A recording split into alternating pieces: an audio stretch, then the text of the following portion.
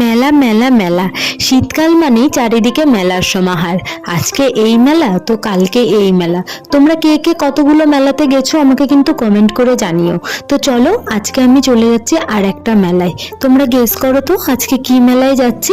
বালুরঘাটবাসীরা তো সবাই জানবে কি মেলা হচ্ছে এখন, তো আমিই বলে দিচ্ছি। আজকে যাচ্ছি পৌষ মেলায়। আমাদের এখানে মানে বালুরঘাটে সংকেত ক্লাবের এখানে পৌষ মেলা আয়োজিত হয়েছে, তো সেখানেই আমরা চলে যাচ্ছি।